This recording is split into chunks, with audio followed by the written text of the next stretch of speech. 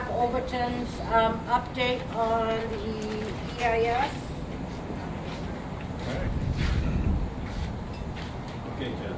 Okay, Jeff. You want him to on this side back here? Good evening. Jeff, You maybe want to stand there? Right there? stand on that Joe wanted side. me at the bullseye and At the bullseye. Right there near the new Sounds like stopping there. Also sign. about equipment. Yeah, everybody clear out in case there's a semi-automatic weapon. Hey, good evening, thanks. Linnell had called, asked me to come give an update on where we're at. So basically, we received notification today from the Office of Environmental Quality Control that draft EIS has been accepted for publication in the November 23rd environmental notice. So, this is the book that we said was going to come out in the spring. We said it was going to come out in the summer. It's just taken longer to finish all the technical studies that were required to go into the report. So, the report's now going to be posted. Probably the day, it's 23rd is Thanksgiving, so they'll probably post it the day before on the OEQC website. It's pretty easy to download these days. It comes straight through. It's only one volume, so for those of you that want to get a hard copy, we can get you one, or we can get you a disc if you still have a disc drive for your computer. The download is, if you got a broadband connection, the download shouldn't be too bad, and of course it's easy reading. So that is the draft EIS, and maybe just for, I think I've said it at some of the prior meetings, EIS is not a decision-making document. It's really an information disclosure piece. It gives a lot of background on the project, describes the project in a lot more detail, gives information on existing conditions, environmental conditions, the potential impacts of the project, mitigation measures that are planned. We talk about alternatives to the project in the EIS process. All of this is, in compliance with the state rules and the county SMA ordinance on how we have to prepare an EIS. So again, the choice was to do the more rigorous study, the EIS versus an EA, and that just means we go into more detail, and there's a longer comment period. It's a 45-day agency and public comment review period. So publishes on the 23rd. The end of the comment period officially is January 8th, Monday. That's the date you need to have postmarked or send an email in to the different locations. So we can provide hard copies if the board would like to you folks. I know you guys are on our distribution list, and many individuals in the group here have written in comments already, but you can send me an email and request that, or I can take a list of names of folks who want to get hard copies or want to get a disc or the download. People are pretty used to getting the download these days, so just let us know. Denise requested a hard copy. Yeah, so of course, there'll be a number of folks. I mean, if you guys need more than one, let us know. You got a big group on board.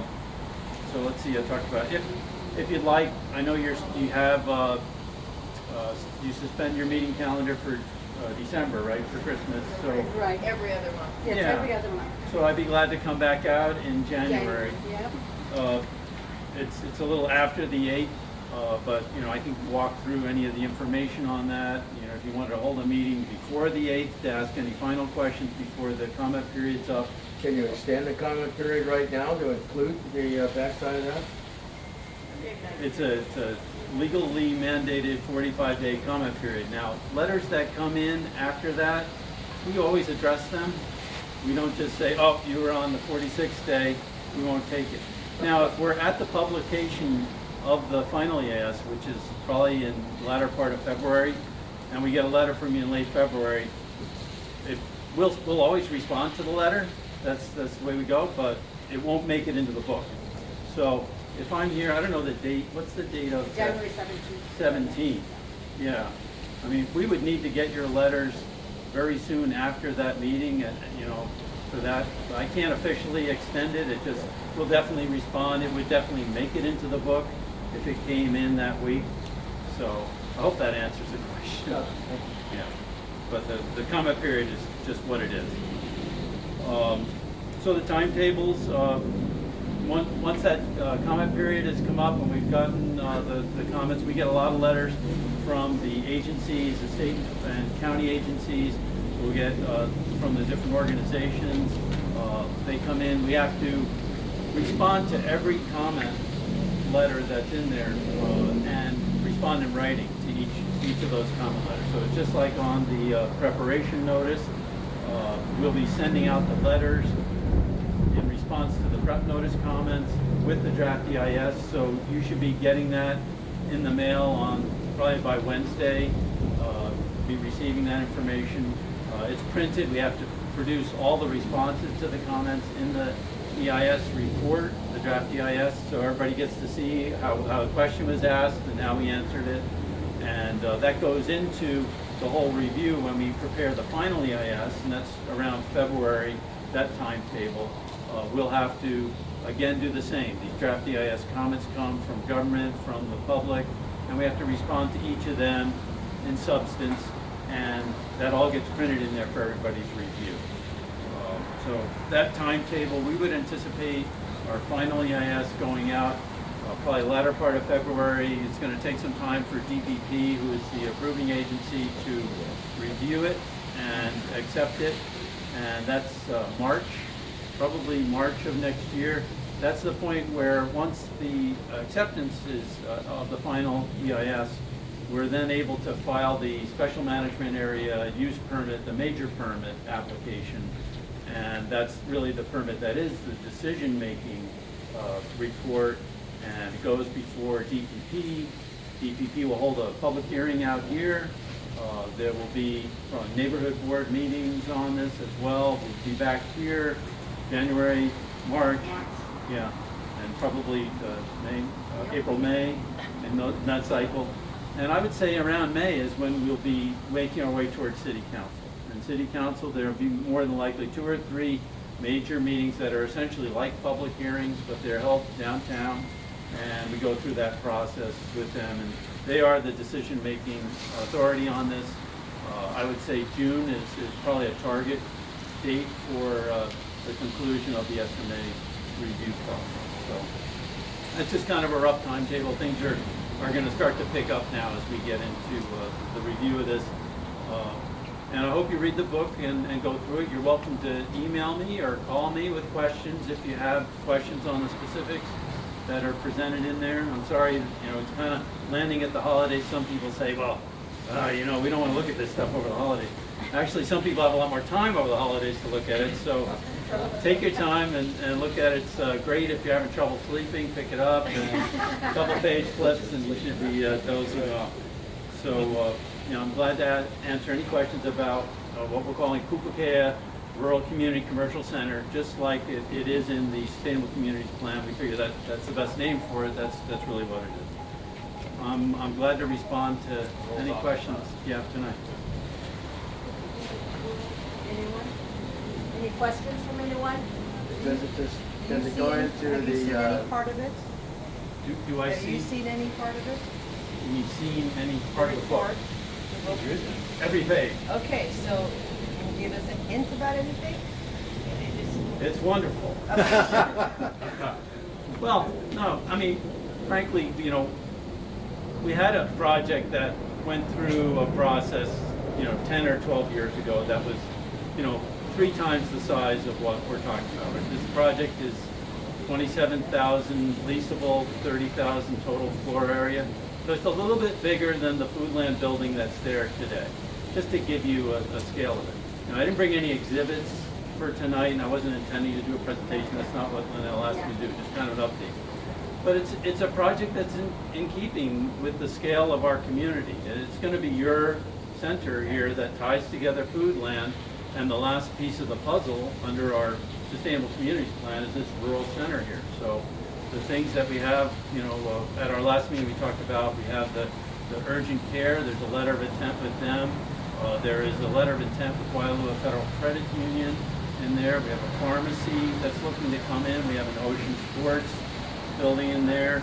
Some people keep reminding me we want to have like a like a private post office, FedEx kind of thing in there potentially. We know there's one restaurant that's planned in there, so it's like I presented at the last meeting, walked through on that.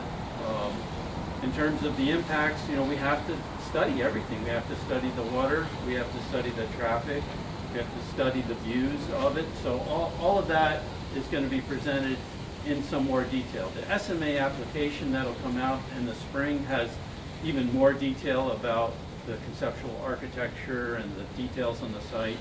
So, you know, we have kind of our level for the EIS that's gone out there, and we are going to present this information in 2 weeks at the neighborhood board, because the EIS will then be out, and so we'll have a little bit deeper presentation before the board.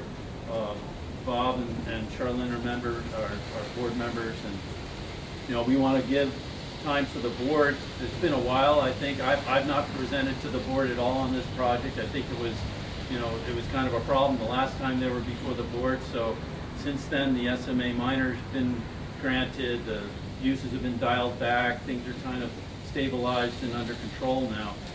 Now we're really focused on the long-term project. So that's the purpose of it, and you know, we'll be before the board. I'm sure they'll have a bunch of questions that maybe I've already answered for you folks, because I've been, you know, coming every 2 months. We haven't seen the board yet. So Kathleen's been in touch, and we spoke with her today that, you know, yes, you know, the EIS is coming out, so now it's an appropriate time. So are you on the agenda? She said we'll be on the agenda for the When is that date? I have it. The 28th. Tuesday, November 28th. Oh, okay. Can you propose a special meeting just for that? Because I think that warrants a special meeting, Yeah. not just on the agenda Sure. where people get up there and talk You'd for have to 1 ask minute. Kathleen to do that. Excuse me? You have to ask Kathleen. You know what she'll do, if she feels it's important enough, Yeah. she'll make that, she won't put a time limit on it, she'll run the whole meeting through that one agenda item, and everything else she'll pick it up at the next meeting. Yeah. And so, I I think think that that's what warrants she has planned, because she said Yeah. she was gonna Tell her bump what you Sean think. and the other guys to stay there all night long. What about the fines? What about the fines? Have you guys seen any of these fines? I'm sorry, I didn't understand. The fines. Oh, fine, okay.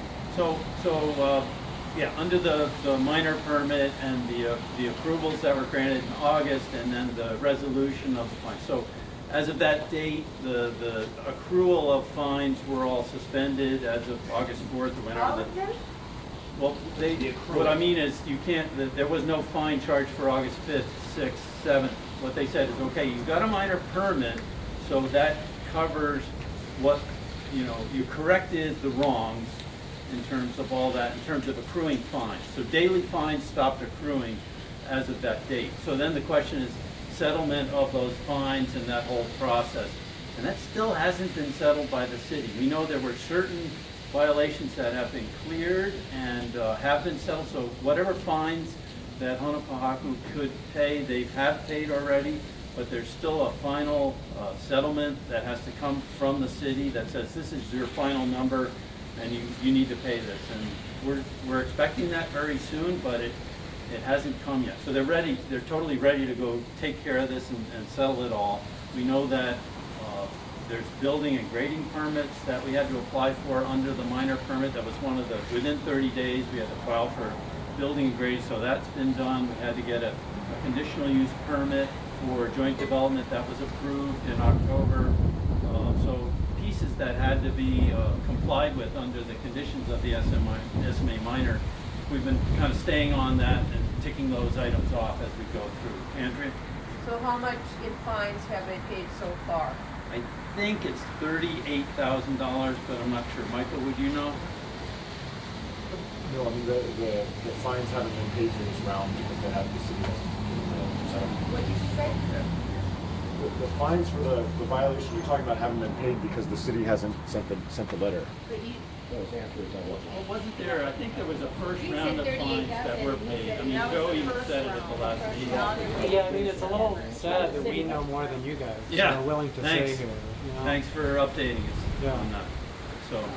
So I mean, that's my knowledge of it, because basically I'm kind of on the future project. That's really my main focus, but we have tried to correct all that. The good thing is that the violations have been largely corrected and there's not environmental damage or anything like that occurring. It's just being stabilized in this current form, but the real move is towards the other program. So I hope that answers your question. Nobody likes the surprises, well, unless of course it's Christmas or something. But, so you talked about 30,000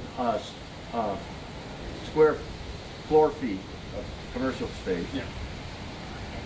But that does not address what about, you know, how some people come in with carts and there's this and that, all of a sudden you've got a whole lot more commercial stuff going on that that may not be reflected in the 30,000 square foot figure.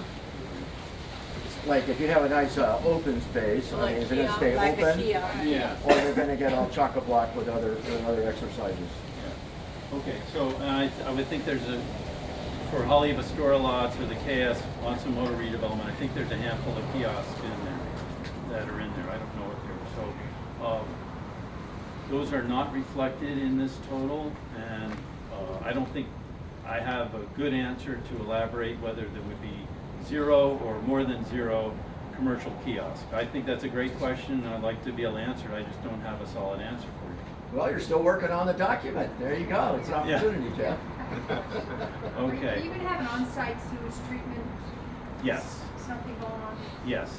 Of course, there's no regional sewer system that collects from this neighborhood. So, all of us as residents here and the commercial uses all have individual wastewater systems. So there will be an on-site system that is needed to treat the wastewater and dispose of it on site. The old project had was 70-something thousand square feet, so it was like triple the size of what we're talking about. They had a treatment plant and they were injecting it into the groundwater, and we're not doing that. We basically, when we had talked about the project very early, even in our first meetings with MPW, we said we're going to do this in a advanced on-site advanced IWS system, which has aerobics treatment to it, treat it as best as we can on the property, and then we're going to dispose of it through a leaching system on the property.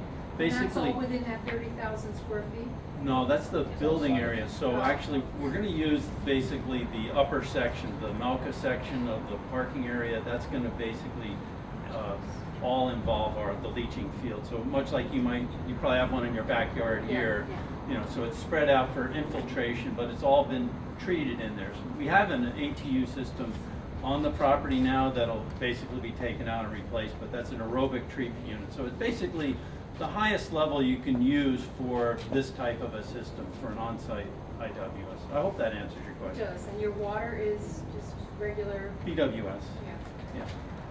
I'm sorry, did you say that the system that was put in last year, the sewage system from last year on the parcel by the real estate office, you say that's coming out? Yeah, that's going to be it. But Gil, that's a good question. I mean, it's a really high quality system, so we're somewhat modeled after that in terms of the level of treatment. It's far above what the minimums are for DOH, and it really comes down to Department of Health. They're kind of the decision makers as to the adequacy of this, but we want to really do better than just basic. One of the big things, though, is in the design of what's the waste stream. For instance, if you have one restaurant, that's X. You get 2 restaurants, all of a sudden you're talking about 2X in terms of a business operation that makes a lot of waste stream. Yes. So the things you're talking about, a lot of them have very little waste stream. Correct. So the considerations about how to deal with waste stream really has a lot to do with how you plan to retail. Yeah, so I mean, Bob has hit it directly on in that when we came through the original conceptual planning of the different uses, when you're doing a commercial center, one of the biggest revenue generators is food and beverage. And so, if you were to plan this center and you had the, Santa Monica treatment system right there, you'd probably have a lot more small food setups in there that would all have wastewater and maybe 2 restaurants or 3. We can't do that on this site because we'd have a huge wastewater generator. In fact, that's what the old system had, a lot more F&B there. So we really had to dial back the amount of restaurant seats, basically. There are going to be food trucks integrated with the project. I know there was a question at the last meeting. We have a total of 8 on the high side in terms of parking spaces and dealing with trash and such. That's probably way more than the actual operations would be, but we wanted to err on the conservative side in terms of the total number. I think it's going to be somewhere more like 3 to 5 in regular use. And I know Bill and others had asked for a plan to be shown that shows where the locations of the food trucks. And then basically they're not going to be ganged together down front. They're going to be kind of spaced out and even using some in the back. So it's more of a kind of a spread out use in there, because we're going to have some very good looking buildings and a great common village green kind of center in the area. So we don't want to overwhelm that with food trucks all over the place. But we did want to calculate up to that maximum potential of 8 food trucks. Yeah. Max. So, but when calculating the use of those up to 8 food trucks, that goes into your calculations for your wastewater system as well, right? Absolutely. Okay, because in the past, DOH has cracked down on the property for not having the appropriate wastewater system calculations for use. So that's not going to happen with this project, right? Right. Okay, So great. what we have to do is treat them in terms of number of users and go with that. And At the high, at 8. yes. So And then we- what are the conditions for only keeping it at 8? Because like you said, the kiosks that can come in afterwards, that's not regulated, right? So if the plan gets approved for up to 8 and then all of a sudden there's 16, what can, I mean, and that's another 8 with their waste stream going into a wastewater system that can't handle it, what's the mechanism for the community then at that point? We're not talking about adding more. But what are the conditions for the permit that would go with it? So it would Don't there know. be- It's a good question for DPP. I don't know. And I mean, you kind of stumped me on the kiosk thing here, so I think that's a good one for us to follow up on is, will we have kiosks? How many? Where would they be located? I think that's going to be a fair question.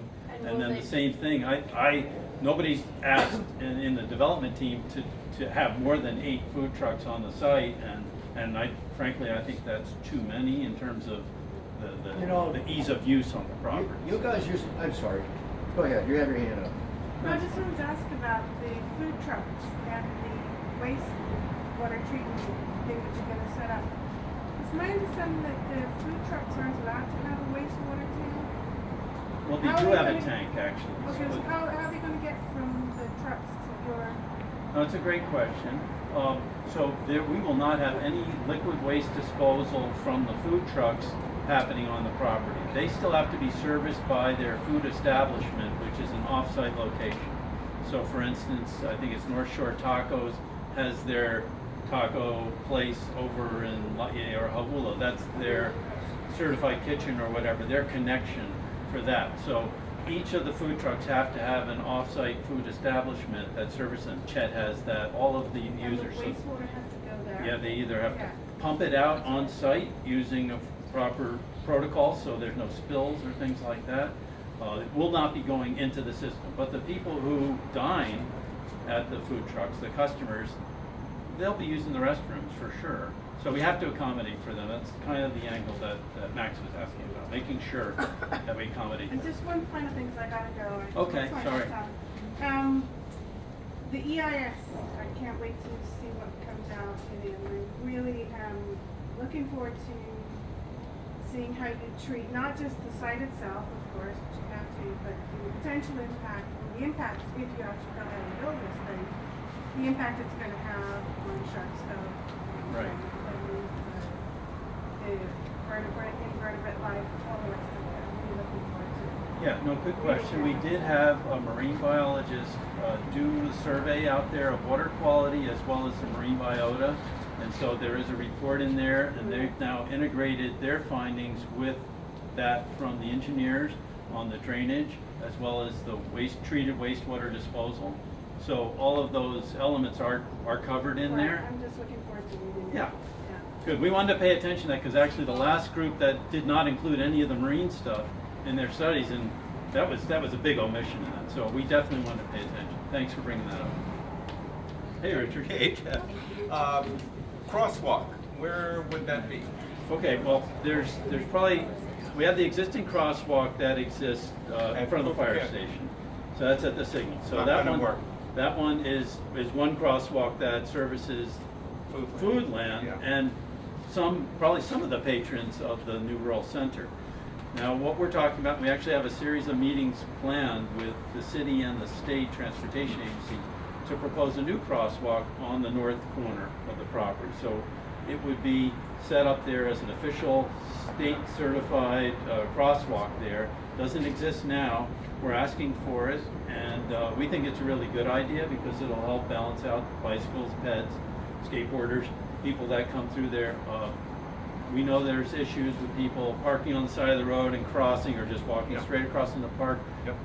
We'd like to work with city parks to really discourage people from crossing that way, and we'll do the same, I'd say, on the center side to encourage people to use the crosswalks. There'll be a walkway system across the frontage of the property is leading to those two crosswalks. So we think it's going to be a lot better circulation organization. It's a great point. Okay. Okay, going down. Bob, you be next. You said it was going to be a maximum of 8 lunch wagons. I think now there's only 5, and I think everybody's a lot happier about that. It looks better. It's less of an impact on the traffic, you know, the noise or whatever. Yeah. So why all of a sudden is it going to go from 5 back up to 8? And if they are responsible for pumping their own wagons, is somebody going to monitor that? Because some lunch wagons, I'm not talking about those there now because I know they are being pumped now. Yeah. Are you, as owners of that establishment, going to make sure that they are indeed being pumped?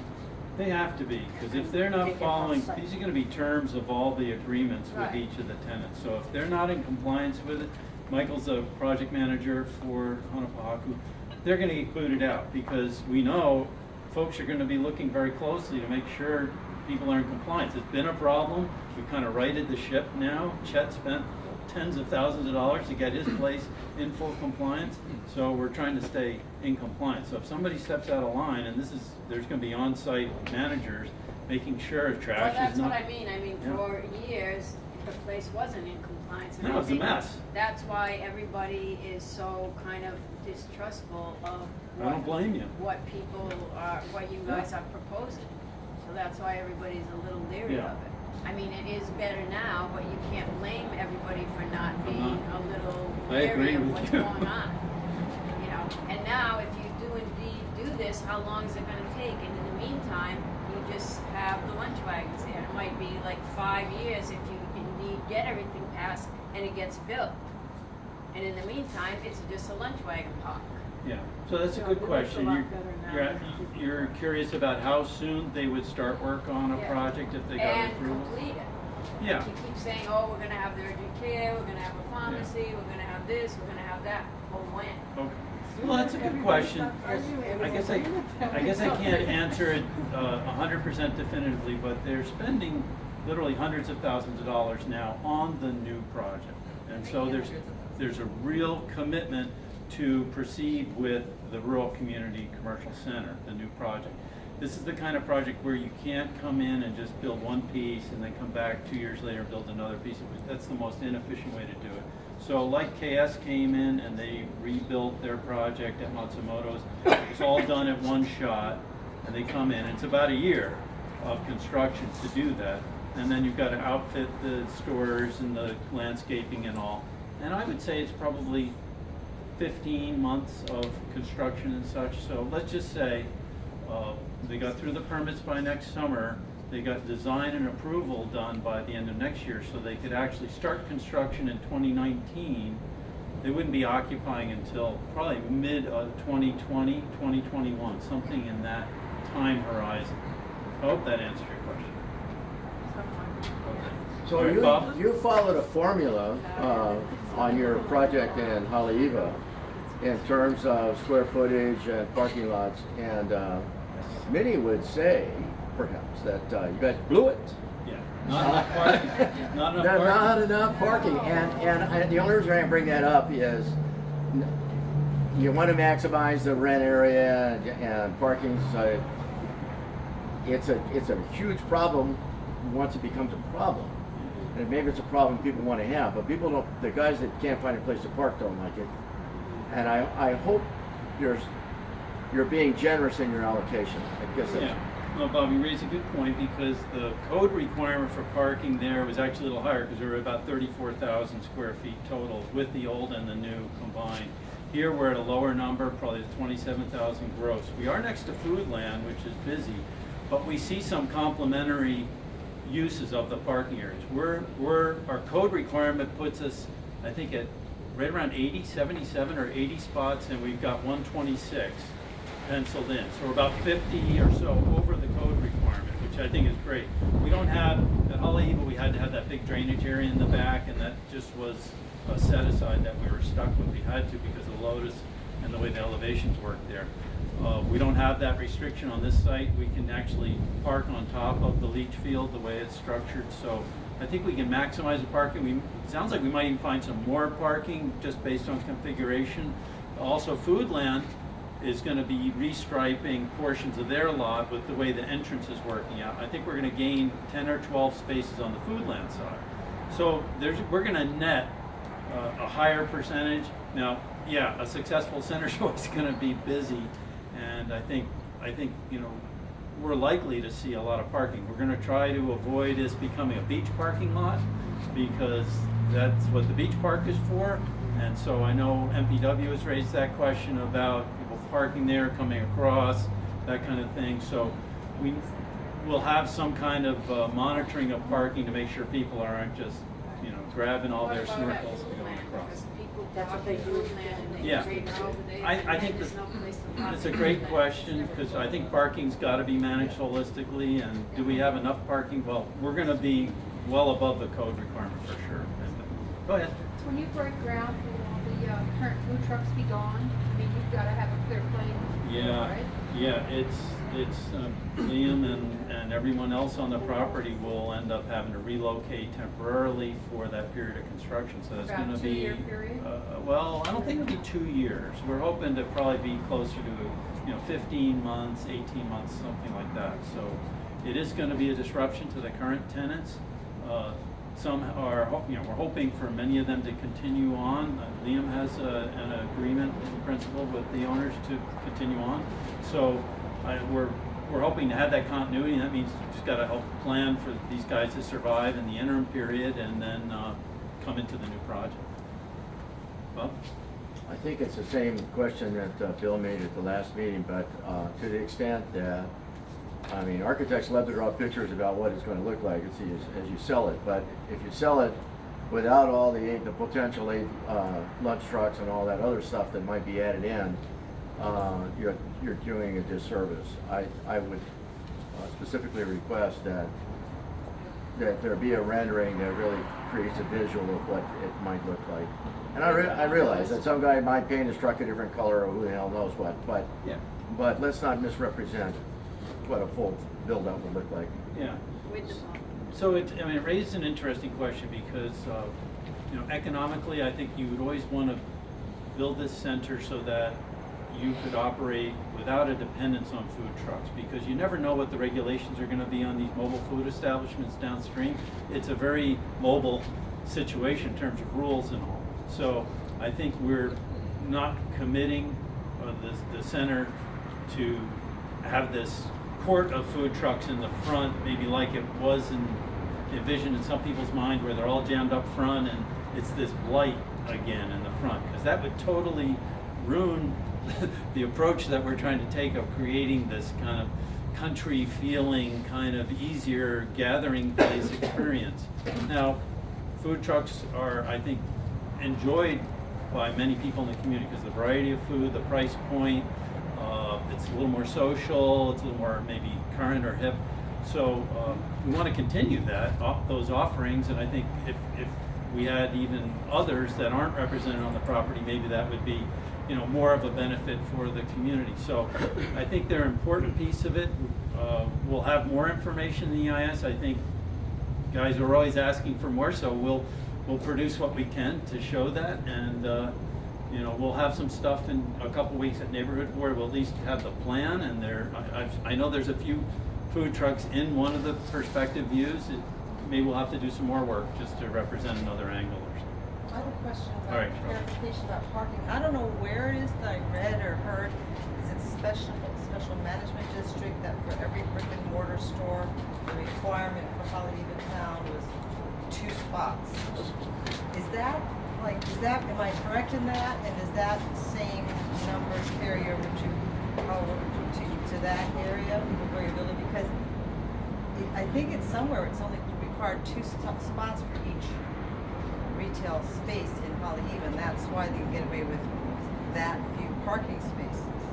But Okay. what's the number you had here in terms of ratio of parking spaces per business system, retail establishment? So the code requires 1 parking space per 400 square feet of That's commercial. what I'm saying, not the square footage way, the other way. It's only figured out by square footage, is what I'm saying? That's the code. On the food trucks, the way the Haleiwa Special District, there's either proposed guidance for it or 6 spaces. So 1 for the truck, 5 for patrons. So that's what we followed, the proposed 1 + 5 for each of these trucks. So For we the have trucks. for the trucks. What about when you get to the brick and mortar actual structure? There's basically we're on the 1 per So what I'm 400. saying, just give you, like, do the. Well, if you use like, 30, Like if you use, no, if you have 1 store, okay, how many stores you're gonna have there potentially? And how many parking spaces per store, not square feet? I've never calculated that way, That's but what I could do it for you if Yeah, you'd like. that just is easier than square feet to me. Yeah. Because if you have 30,000 buildable Well, square right feet, now, let's divide just that say by we had 4. I think we have something on the order of 10 units in there. I mean, the restaurant, of course, would be a much bigger user of the parking. But if you have 126 spaces, that's 12.6 spaces per every Okay. place. That's what I'm That's saying. just a straight average. Right. The restaurant will take a heck of a lot more than Well, that. it's And 40 then where's- spaces for the 8 food trucks though. Right, and Yeah. the employees. So subtract that out, go 80, so now we're back down to 8.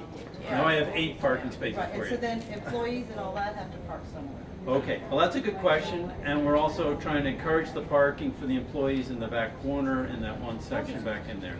But that's good. Sure, The Gil. restaurant that is envisioned, there's obviously competition from 8 other mobile restaurants right outside. Yeah. So, I don't know, is it an upscale restaurant? Is it a McDonald's? Is it, how are they gonna, what kind of brick and mortar restaurant is gonna be able to survive with lunch wagons right outside it? One with cold beer. Yeah. Good. Good question. No, good Cold question. beer, So, little bar pub, yeah. so a big emphasis with the center, the rural center, is local Hawaii businesses.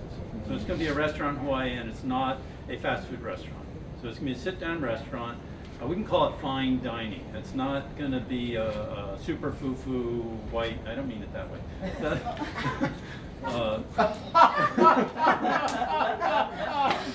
You know what I mean? Yeah. You go to Turtle Bay, or you go to Waikiki for that, or Colina for that. More of a, Yeah. okay, more So of on the order evening of, restaurant where you and can- we do not have a signed letter of intent, but some of the restaurants that come to mind in this are like Monkey Pod is one that's out by Colina. So it's like you bring your family there, and you're not going to lose your mortgage payment.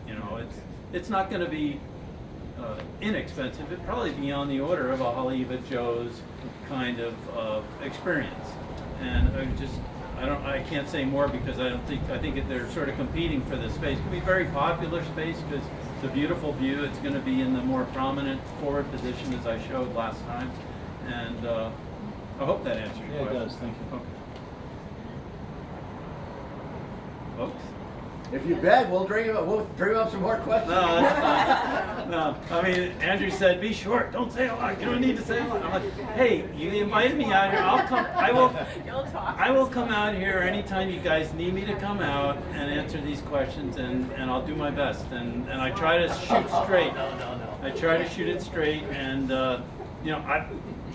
that's it. I don't need to say more. And I'm on camera. Okay, are there any announcements? Now we know that the next North Shore Neighborhood Board meeting will be on the 28th. The next Sunset Beach Community Association meeting will be on January 17th. I do have an announcement. Yes.